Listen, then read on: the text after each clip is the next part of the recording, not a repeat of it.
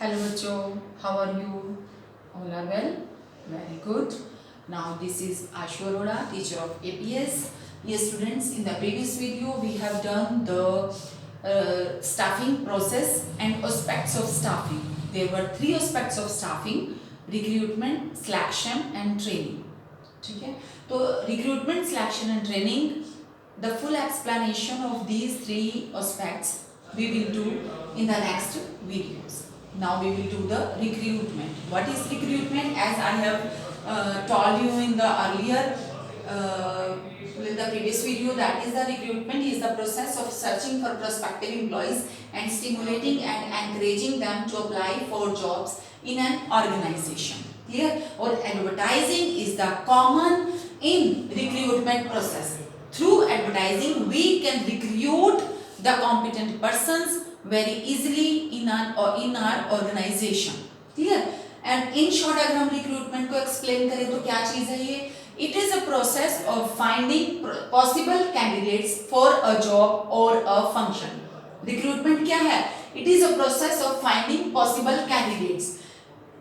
Means जितने हमें candidates चाहिए वो find करने का एक process है जॉब के लिए जो हमें अपनी ऑर्गेनाइजेशन में चाहिए. It is a process of finding possible candidates for a job or a function. This was a recruitment. Okay. Now what is the process of recruitment? अब हमने recruitment तो करनी है. अब इसका process क्या होगा?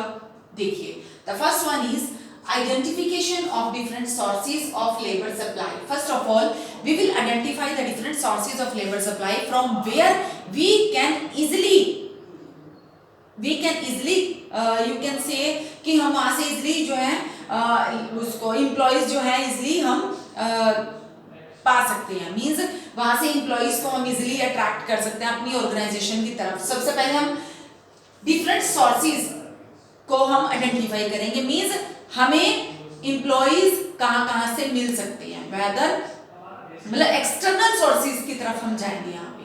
Clear? तो एक्सटर्नली हमें अपनी ऑर्गेनाइजेशन के बाहर से एम्प्लॉइज कहाँ से मिल सकते हैं. जैसे कि एम्प्लॉयमेंट एक्सचेंज होते हैं, वहाँ पे जो अनएम्प्लॉयड पीपल होते हैं उनके नेम्स होते हैं. ठीक है. और इवन की जो एडवर्टाइजिंग एजेंसीज होती हैं वहाँ से भी हमें मिल सकते हैं. तो इसके लिए हम आइडेंटिफाई करेंगे different sources of labour supply. Next, assessment of their validity. Assessment of their validity, अब हम सोर्सेज को तो आइडेंटिफाई कर लिया, उसके बाद assessment of their validity. Assessment of their validity means हमने ये भी देखना है कि पर्टिकुलरली वही पर्सन है, वही क्वालिफिकेशन है जो उसकी वहां पे, जैसे कि एम्प्लॉयमेंट एक्सचेंज में हम गए, हमने वहां पे चेक किया कि ये पर्सन है और ये पर्सन हमारी ऑर्गेनाइजेशन में फिट बैठ सकता है, तो हम उसकी असेसमेंट चेक करेंगे, उसकी वैलिडिटी चेक करेंगे कि वो पर्टिकुलर जो क्वालिफिकेशन गिवन है वहां पे क्या वही क्वालिफिकेशन उस पर्सन की है. तो ये हम अपने सोर्सेज से चेक करवाएंगे. Next is choosing the most suitable source or sources. अब there are various sources of the labor supply like employment exchange, staff advertising agencies and professional publications, associations, ये सब. ठीक है. तो हमने इनमें से बेस्ट सुटेबल सोर्स अपनी ऑर्गेनाइजेशन की नीड के अकॉर्डिंग चूज करना है. Clear. Next, inviting applications from the prospective candidates for the vacancies. अब जब हमने आइडेंटिफाई कर लिया डिफरेंट सोर्सेज कि हमें कहाँ से लेबर मिल सकती है, उसके बाद हमने असेसमेंट, उसकी वैलिडिटी भी असेस कर ली है. Next, best most suitable source जो होना चाहिए वो भी हमने चूज कर लिया. उसके बाद हम बात करेंगे किसकी, इनवाइटिंग एप्लीकेशंस. उसके बाद जब हमने ये देख लिया ना कि हमें भी एम्प्लॉयमेंट एक्सचेंज से, सपोज कि जो एम्प्लॉयमेंट एक्सचेंज से जो अनएजुकेटेड पर्सन है, जो वहाँ की उनकी जो उन लोगों की जो अपनी क्वालिफिकेशन है वो हमें सूट करती है, तो हम वहाँ से एप्लीकेशंस मंगवाएंगे. क्लियर. तो that is the inviting application from the prospective candidates for the vacancy. जो हमें प्रोस्पेक्टिव कैंडिडेट हमें सूट करेंगे हमारी ऑर्गेनाइजेशन के अकॉर्डिंग, जो हमारी ऑर्गेनाइजेशन में वैकेंसी है, तो हम वहां से उनकी एप्लीकेशंस जो है मंगवाएंगे उस पर्टिकुलर कहां से, सोर्स से. Clear. This was the process of recruitment.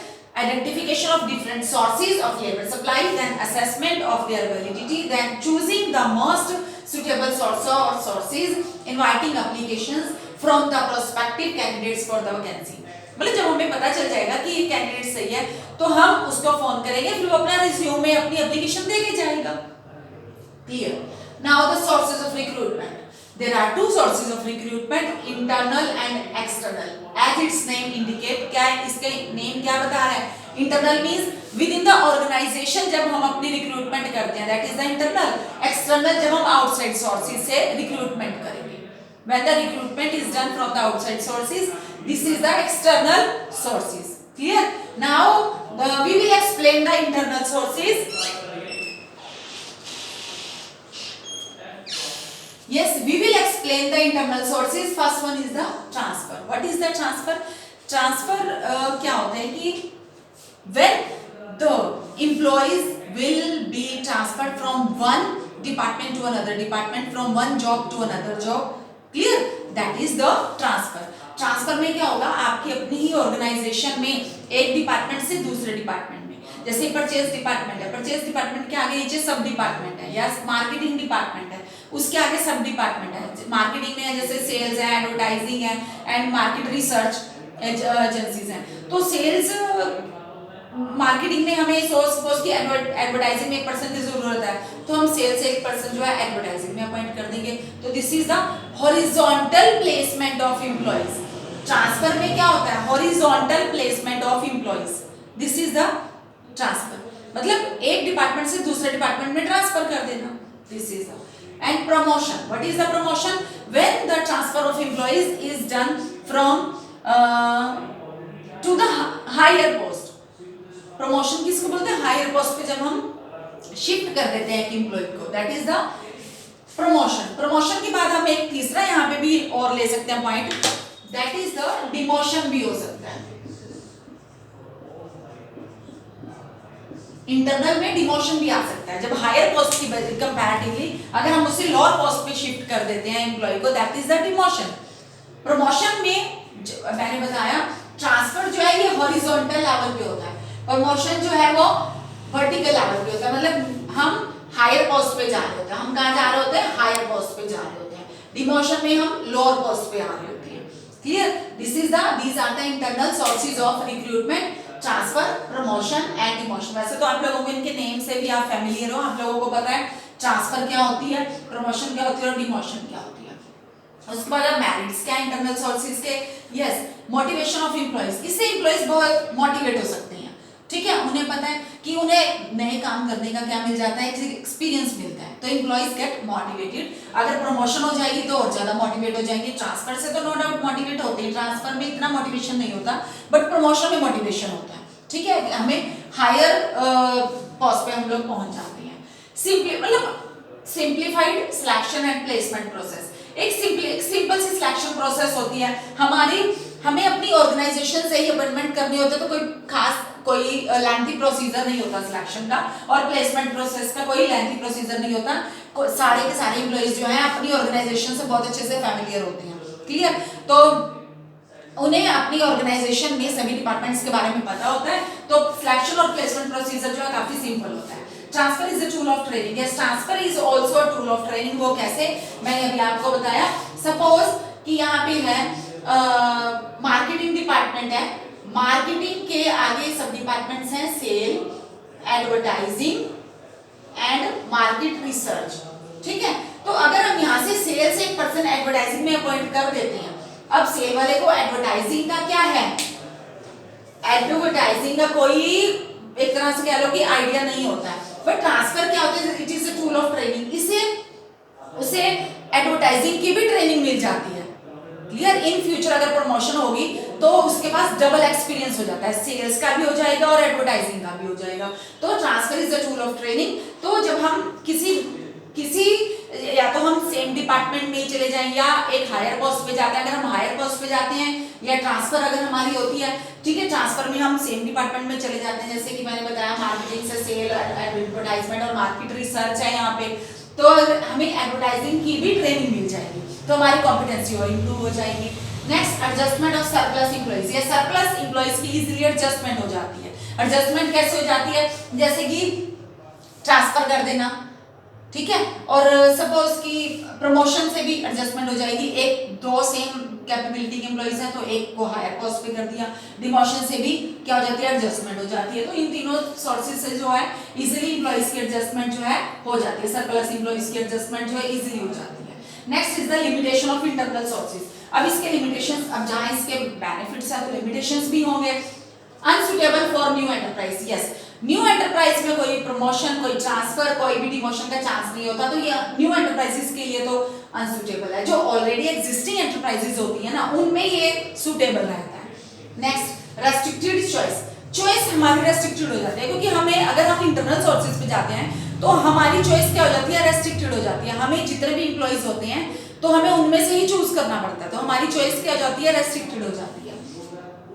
Lethargic employees, इसमें क्या होता है, एम्प्लॉइज लेथार्जिक भी हो जाते हैं। उन्हें पता है कि अगर ट्रांसफर होगी तो इस डिपार्टमेंट से हम उस डिपार्टमेंट में चले जाएंगे तो क्या फर्क पड़ जाएगा, इससे क्या होगा, हॉरिजॉन्टली तो है हम लोग, इस डिपार्टमेंट में नहीं काम करा तो उस डिपार्टमेंट में काम करेंगे। तो लेथार्जिक यानी कि सुस्ती वाला माहौल एम्प्लॉइज में आ जाता है। देन हैम्पर्ड कंपटीशन, कंपटीशन जो है हैम्पर्ड यानी कि एक तरह से कह लो कि निराशावादी टाइप का ही हो जाता है। तो कंपटीशन को लेके जो है एम्प्लॉइज ज्यादा वो नहीं होते, मतलब एनकरेज नहीं होते कि कंपटीशन है, हमारी कॉम्पिटेंसी इंक्रीज हो रही है, नहीं, उन्हें पता है कि अगर हम हैं तो अपनी ही ऑर्गेनाइजेशन में ना, चाहे हमारी प्रमोशन हो या डिमोशन हो, डिमोशन से नो डाउट उनकी रेपुटेशन में इफेक्ट पड़ता है, बट है उसी ऑर्गेनाइजेशन में ही है। Next is the reduce productivity. अब इससे प्रोडक्टिविटी रिड्यूस कैसे होगी, ट्रांसफर करेंगे तो सेम डिपार्टमेंट में हो जाएगा, प्रमोशन करेंगे तो थोड़ा हायर लेवल पे जाएंगे, और डिमोशन करेंगे तो नीचे वाले लेवल पे चले जाएंगे वो। तो रिड्यूस प्रोडक्टिविटी, प्रोडक्टिविटी रिड्यूस हो जाती है, क्योंकि वो सेम ही ऑर्गेनाइजेशन में क्या करते रहते हैं, मूव करते रहते हैं, तो उनकी प्रोडक्टिविटी क्या हो जाएगी, रिड्यूस हो जाएगी, क्योंकि वो लेथार्जिक जो एटमॉस्फेयर जो है वो क्रिएट हो जाता है। This was the limitation of internal sources. Next one is the external sources. External sources means outside, ऐसे कितने सोर्सेज हैं जहां से हम एम्प्लॉइज की अपॉइंटमेंट कर सकते हैं, मींस रिक्रूटमेंट कर सकते हैं।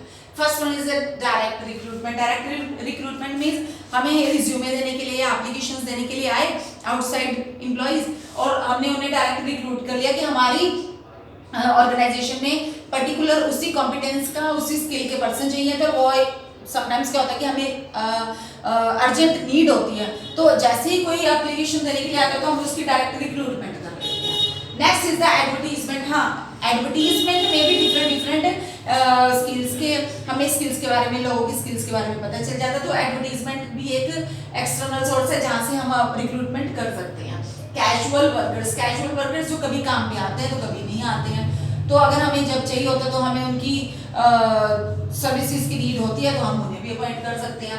एम्प्लॉयमेंट एक्सचेंज, एम्प्लॉयमेंट एक्सचेंज का एग्जांपल मैंने अभी पीछे भी दिया था कि एम्प्लॉयमेंट एक्सचेंज में हमें पता होता है कि those are the persons who are qualified and who have skills but they are not doing any work. तो एम्प्लॉयमेंट एक्सचेंज से हम लोग क्या कर सकते हैं, वहां से भी अपॉइंटमेंट कर सकते हैं, लोगों के बारे में पता करके, पर्टिकुलर कॉम्पिटेंस वाले जो पर्संस होते हैं।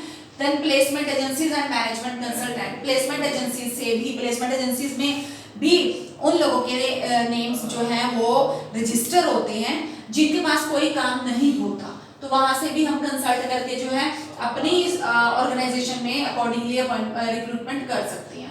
कैंपस रिक्रूटमेंट, यस, आप लोगों ने सुना होगा, जो एमबीए जो इंस्टीट्यूशंस होती हैं वहाँ पे क्या होता है, कंपनीज जो है खुद ही अपनी इंटरव्यूज कंडक्ट करती हैं और उसके बाद कैंपस रिक्रूटमेंट करती हैं। आफ्टर 1 ईयर या 2 ईयर जो होती है वो जॉब जो है उनकी क्या हो जाती है, एक तरह से फिक्स हो जाती है। Next is the recommendation of employees. हमारी ही एम्प्लॉइज में हमारी ही ऑर्गेनाइजेशन में जो एम्प्लॉइज होते हैं ना, समटाइम्स वही रिकमेंड कर देते हैं, जैसे उनको कोई रिलेटिव होता है, उनको कोई फ्रेंड होता है कि उन्हें पता है कि उसकी वो यहाँ पे काम कर सकता है, तो वो उसका नेम रिकमेंड कर देते हैं, तो उस एम्प्लॉइज की रिकमेंडेशन से भी अपॉइंटमेंट हो रिक्रूटमेंट हो सकती है। लेबर कॉन्ट्रैक्टर, लेबर कॉन्ट्रैक्टर्स को पता होता है कि पर्टिकुलर उनके टच में काफ़ी सारी लेबर होती है, तो उन्हें पता होता है कि पर्टिकुलर स्किल का पर्सन जो है हमें भी पता है कि वो हमें दे सकता है, तो हम लेबर कॉन्ट्रैक्टर से कॉन्ट्रैक्ट करके भी रिक्रूटमेंट कर सकते हैं। Next, advertising on television. Television के थ्रू भी हम एडवर्टाइजिंग करके रिक्रूटमेंट कर सकते हैं। Next is the web publishing. Yes, internet is also now days internet is the most important source of recruitment. बहुत से ऐसे लोग होते हैं जो नेट पे अपनी क्या डालते हैं, अपना रिज्यूमे डाल देते हैं, तो जिससे हम नेट के थ्रू जो है रिक्रूटमेंट कर सकते हैं। These are the external sources of recruitment. अब इसके मेरिट्स क्या है, हमें क्वालिफाइड पर्सनल मिल जाता है, जैसे वेब पब्लिशिंग है, ठीक है, एडवर्टाइजिंग और टेलीविजन है, क्लियर, और placement agencies and management consultant है, कैंपस रिक्रूटमेंट है, इनके थ्रू हम क्वालिफाइड पर्सनल जो है मिल सकते हैं। अगर हम अपनी ही ऑर्गेनाइजेशन में ट्रांसफर, प्रमोशन और डिमोशन करेंगे तो हमें वही के वही एम्प्लॉइज ही मिलेंगे, आउटसाइड सोर्सेज से हमें कुछ और क्वालिफाइड एम्प्लॉइज भी मिल सकते हैं। नेक्स्ट, वाइडर चॉइस होती है हमारे पास। यहाँ पे चॉइस कैसी होती है, यहाँ पे था ना रेस्ट्रिक्टेड चॉइस थी, लेकिन यहाँ पे हमारी चॉइस वाइडर होती है, हमारे पास बहुत सारे एप्लीकेंट्स होते हैं जिसमें से हमने चूज करना होता है। फ्रेश टैलेंट हमें मिल जाता है, लेटेस्ट फ्रेश जो लोगों के पास एक्सपीरियंस होता है हमें वो मिल जाता है। अब ट्रांसफर है, अब हमारी ऑर्गेनाइजेशन में देखिए कि कोई पर्सन है वो पिछले 10 साल से काम कर रहा है, उसे अपनी ऑर्गेनाइजेशन में ट्रांसफर मिल जाती है, उसे नया क्या मिलेगा, ना उसे कुछ नया सीखने को मिलेगा ना सिखाने को मिलेगा।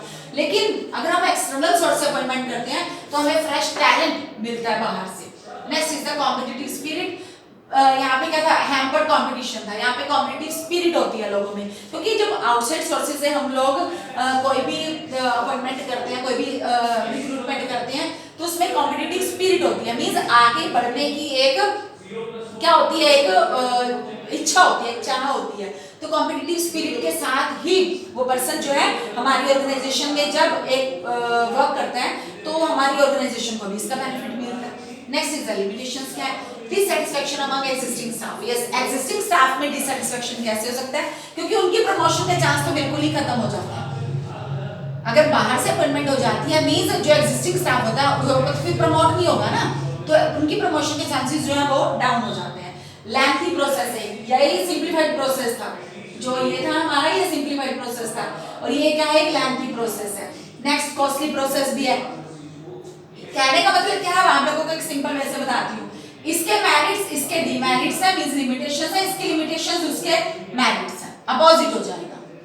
समझ में आ गई ना बात, इसके मेरिट्स उसके लिमिटेशंस, इसके लिमिटेशंस इसके मेरिट्स है, वेरी सिंपल। अब थोड़ा सा वर्ड चेंज करें, जैसे अनसुटेबल फॉर न्यू एंटरप्राइजेस, ये सुटेबल फॉर न्यू एंटरप्राइजेस है, रेस्ट्रिक्टेड चॉइस है, वाइडर चॉइस है। हमने अपोजिट करना है, क्योंकि ये इंटरनल और एक्सटर्नल अपोजिट है, तो हमने अपोजिट लेके चलना है। लेकिन हम मेरिट से लिमिटेशन बनाएंगे, लिमिटेशन से मेरिट्स बना सकते हैं, क्लियर। तो ये था आपका इंटरनल और एक्सटर्नल, बहुत ही सिंपल है। अगर आप लोग एक बार, 2 बार, 3 बार ये वीडियो वॉच करोगे तो आप लोगों को चैप्टर बहुत इजीली समझ में आ जाएगा, क्लियर। बस हमने बात याद कर रखनी है, इंटरनल सोर्सेज में हमने अपनी ही ऑर्गेनाइजेशन से क्या करनी है, रिक्रूटमेंट करनी है, और एक्सटर्नल में हमने आउटसाइड सोर्सेज से करनी है, क्लियर।